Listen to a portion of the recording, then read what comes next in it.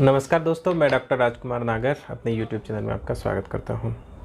आज जो हम टॉपिक शुरू करने वाले हैं वो है सिम्टम्स, और ये स्टूडेंट के लिए बनाया गया, चाहे वो फर्स्ट ईयर हो, सेकंड ईयर हो, थर्ड ईयर हो, फाइनल ईयर हो। तो हम ये देखेंगे सिम्टम्स क्या होते हैं और सिम्टम्स का ग्रेडेशन क्या है, जिसे हम इवोल्यूशन ऑफ द सिम्टम्स भी कहते हैं। तो सिम्टम्स क्या है? Symptoms is outward reflection of internally deranged vital force for homeopathy. जो इंटरनली डीअरेंज्ड वाइटल फोर्स है, जो हार्मोनी डिस्टर्ब हुई है, उसके जो फिजिकल या आउटवर्ड मैनिफेस्टेशन आते हैं उसे हम सिम्टम्स कहते हैं।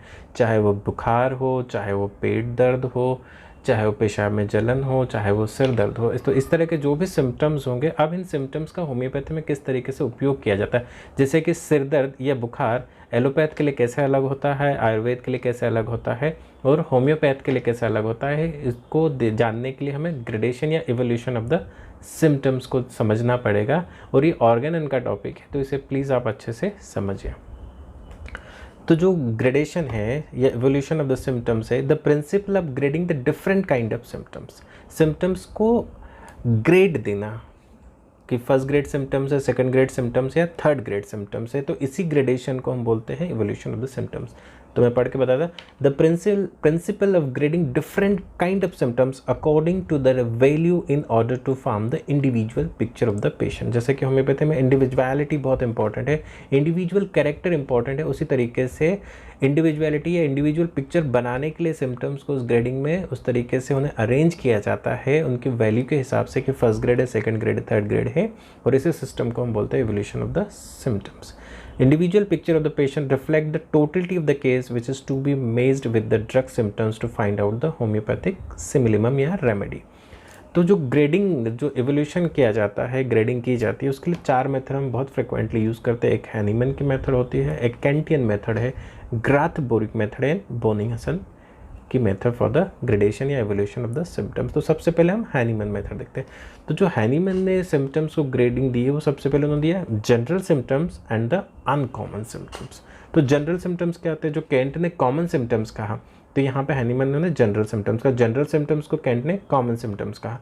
तो जो जनरल सिम्टम्स हैं, जो डिजीज़ के जनरल सिम्टम्स होते हैं, जो कॉमन होते हैं, कि बुखार, अगर इन्फेक्शन है तो बुखार आएगा ही आएगा, अगर नींद नहीं आई है तो सिर दर्द होगा ही होगा, अगर सपोज करिए इन्फेक्शन है यूरिन में तो बर्निंग होना ही यूटीआई के केसेस में। तो ये कॉमन सिम्टम्स जो कि बीमारी के कॉमन सिम्टम्स होते हैं, जिससे कि इंडिविजुअल पिक्चर नहीं बनाई जा सकती, तो उन्हें हम जनरल सिम्टम्स कहते हैं।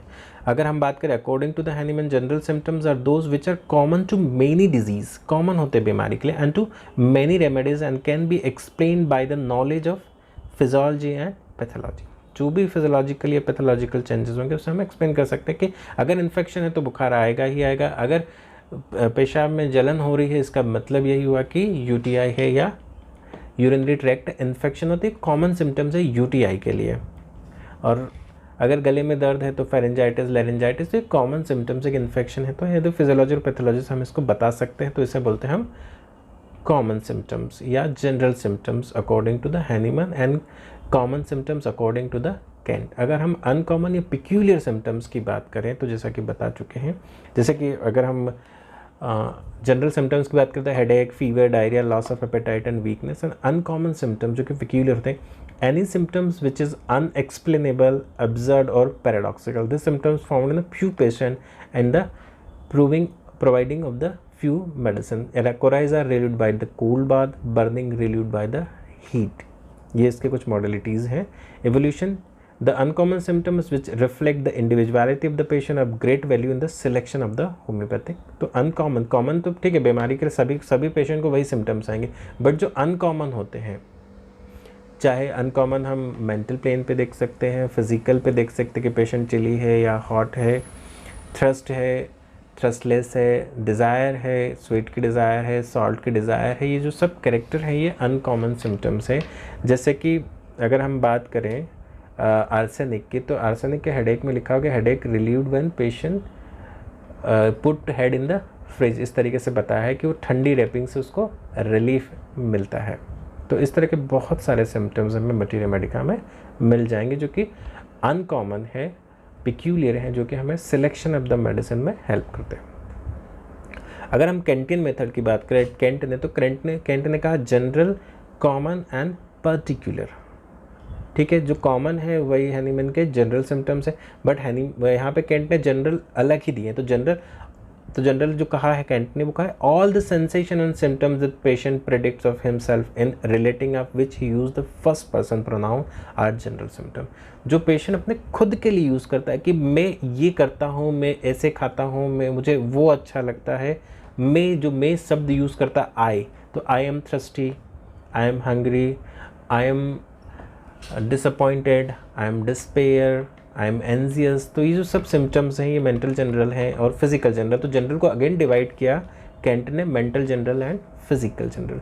अगर हम मेंटल जनरल की बात करें तो all the mental symptoms are to be classified as a general that reflect the inner self and individuality of the patient as a whole। Patient के इंडिविजुअलिटी को बताता है और वो क्या है, मेंटल जनरल। तो विल, लव, हेट, इमोशन चाहे suicidal, loathing of the life, lasciviousness, sex relations, sex desire, fear, eating, money, emotionally, smoking, I am drinking. तो ये इस तरह के जितने भी सिम्टम्स आई के साथ आते हैं, चाहे I am too loquacious, I am feeling lonely, I am suspicious, I am jealous, ये सभी जो सिम्टम्स हैं आई को लेके मेंटल प्लेन पे, तो उन्हें हम मेंटल जनरल में रखते हैं और बहुत करेक्टरिस्टिक हैं और सिलेक्शन में आपकी बहुत मदद करते हैं। अंडरस्टैंडिंग, चाहे डिलीरियम हो, हेलुसिनेशंस हो, mental confusion, loss of time and sense. जैसे अगर हम डिल्यूजन क्या है, false but firm believe. Delirium क्या है, डिलीरियम एक अल्टर्ड सेंसोरियल स्टेट होती है जिसमें कि पेशेंट डिजीज़ के दौरान या किसी स्पेसिफिक एक्यूट डिजीज़ के दौरान उसका जो बिहेवियर या फिजिकल जो एक्सप्रेशन चेंज होते हैं उसे हम डिलीरियम में लेते हैं। मेंटल कन्फ्यूजन, इंटेलेक्ट की बात करें तो मेमोरी एंड कंसंट्रेशन भी इसमें आता है। तो विल, अंडरस्टैंडिंग एंड इंटेलेक्ट जो है ये फिजिकल मेंटल जनरल के पार्ट है। अगर हम आगे फिजिकल जनरल की बात करें तो physical general symptoms referring to the physical body of the patient. जैसे अभी मेंटल से तो यहाँ पे शरीर से या फिजिकल बॉडी से रिफ्लेक्ट होंगे, as the with regard to various circumstances are known as the physical general. Symptoms indicative of physical में डिज़ायर, एवर्जन, सेक्सुअल डिस्टर्बेंसेस, चाहे लव्स एंड हेट्स हो, desire and aversion for particular food and hot cold food and drinks, thermal relation हो सकता है, appetite thirst हो सकती है, and all the discharges comes in the physical general, चाहे वो यूरिन हो, चाहे वो स्टूल हो, चाहे वो मेंस्ट्रुअल पीरियड हो, ये सभी फिजिकल जनरल की कैटेगरी में आता है। टू वेट और ड्राई वेदर, थंडर और snow, to bathing, wetting pressure, touch, rubbing, jarring, defecation, part of the day, time, month and season, general sensation, the reaction of the patient in response to stimuli, specific action, चाहे motion, rest, better, worse, sleep, fasting, ये सभी इस तरह की चीज़ें यहाँ पे दी हुई। तो जो कैंट ने जो जनरल कहा मेंटल जनरल एंड फिजिकल, तो मेंटल में हम देखा विल, इमोशन एंड अंडरस्टैंडिंग या इंटेलेक्ट, और अगर हम फिजिकल जनरल की बात करें तो फिजिकल जनरल में सभी चीज़ें, चाहे वो डिज़ायर हो, एवर्जन हो, एपेटाइट हो, थ्रस्ट हो, मोशन हो, ये सभी चीज़ें जो आती है वो आती है फिजिकल जनरल में। General pathological changes, oedema, anaemia, atrophy, discolouration, general sensation like burning, throbbing, stitching, ये सभी जो चीज़ें आती हैं ये फिजिकल जनरल में आती है। और ये कैंट का जनरल को जो हमने डिवाइड किया था, अगर हम जैसे कि अभी हम कॉमन सिम्टम्स की कैंट ने 3 में डिवाइड किया, general symptoms, common symptoms and particular. अगर हम कॉमन की बात करें तो हम कैंट जो कॉमन है कैंट का, उसे हम हैनीमैन के जनरल सिम्टम्स, जो कि जनरल टू द डिजीज़ और जिसे एक्सप्लेन किया जा सकता है on the basis of pathology and physiology.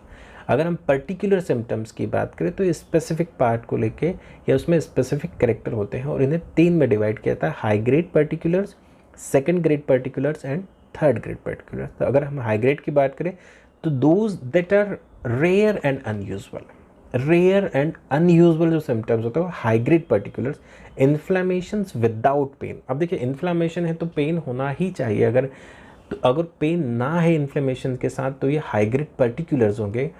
Thrust without fever, usually fever के साथ थ्रस्ट होती है बट यहाँ पे थ्रस्ट ना हो तो ये हाई ग्रेड पर्टिकुलर्स होंगे। Itching of the skin without eruption, जो कि हमें डोलिकोज में देखने को मिलता है। ईचिंग विदाउट इरप्शन, अगर कहीं खुजली चल रही तो दाने या किसी तरह का कोई इरप्शन, मैक्यूल, पेप्यूल्स कुछ तो आए, बट अगर वो नहीं है तो ये हाई ग्रेड पर्टिकुलर्स में हम देखें। यहाँ पे कॉन्ट्राडिक्टरी होना चाहिए। अगर फिजियोलॉजी में, अगर पैथोलॉजी की अगर हम बात करें कि अगर कोई इन्फ्लेमेशन है तो वहाँ पे पेन होना चाहिए, फीवर के साथ यूजुअली पेन मिलता है, सॉरी थ्रस्ट होती है, इचिंग अगर है स्किन में तो वहाँ पे कहीं ना कहीं हमें इरप्शंस दिखने चाहिए, और अगर ये नहीं दिख रहे हैं तो ये स्पेसिफिक है और हमारे लिए बहुत इंपॉर्टेंट है, उसे हम हाई ग्रेड पर्टिकुलर्स में लेते हैं। सेकेंड ग्रेड पर्टिकुलर्स की अगर बात करें हम, तो पर्टिकुलर सिम्टम्स विथ मार्क्ड मोर्टेलिटीज़, किसी भी स्पेसिफिक, चाहे मान लीजिए सपोज करिए कि किसी को इचिंग है, बट इचिंग स्पेसिफिकली 12 बजे ही है, इचिंग स्पेसिफिकली शाम के समय ही है, जैसा कि हमने देखा कि सल्फ़र 11 बजे खाना चाहिए ही चाहिए, भूख बर्दाश्त ही नहीं कर सकता, तो ये सेकंड ग्रेड स्पेसिफिक है, मॉडलिटी के साथ है यहाँ पे।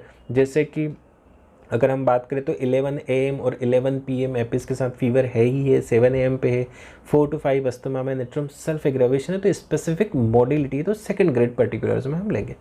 Third grade non describe common symptoms without any appreciable modality, symptoms भी कॉमन है और कहीं मॉडलिटी कुछ भी नहीं मिल रही, तो थर्ड ग्रेड पर्टिकुलर्स में आएंगे। इवोल्यूशन में हमने grade of symptoms first grade second grade general में भी देखेंगे, कॉमन में भी देखेंगे, पर्टिकुलर्स में भी देखेंगे। ग्रेडेशन मेथड, तो अगर फर्स्ट ग्रेड की बात करें, recording of the drug proving, confirmation by reproving and verification, जो मेथड है ना, देखिए फर्स्ट ग्रेड सिम्टम्स क्या थे, symptoms appear in every prover nearly everybody, ठीक है, फर्स्ट ग्रेड सिम्टम्स प्रूविंग में सभी को आए,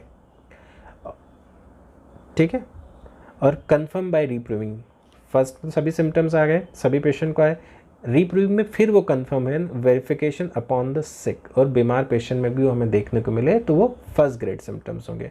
अगर हम सेकंड ग्रेड की बात करें तो सिम्टम्स कुछ प्रूवर में आए, कंफर्म किया गया, एंड कभी कभार हमें वो क्लिनिक में मिलता भी है, सिक पेशेंट पे देखने को मिलता भी है।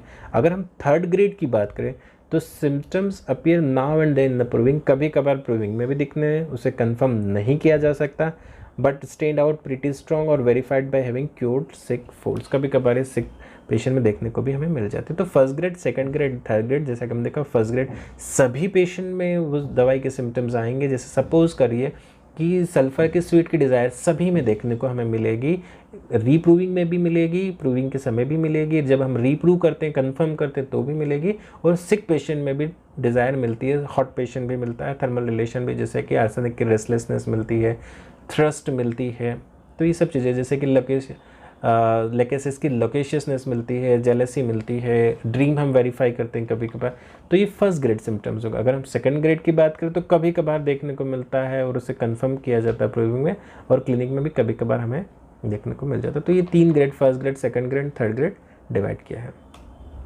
अगर जो हम अगली मेथड की बात करें ग्रेडेशन की, वो ग्राथ बोरिक मेथड, तो ग्राथ बोरिक ने कहा दो तरह के, बेसिक या absolute symptoms and determinative symptoms. तो बेसिक सिम्टम्स क्या होते हैं, helps in the diagnosis of the disease, diagnostic point of view से जो बेसिक या एब्सोल्यूट सिम्टम्स होते हैं इंपॉर्टेंट है। Determinative symptoms helps in the individualisation of the patient, चाहे वो मेंटल जनरल फिजिकल जनरल हो कैंट के, तो हम वो डिटर्मिनेटिव सिम्टम्स है ग्राथ बोरिक के।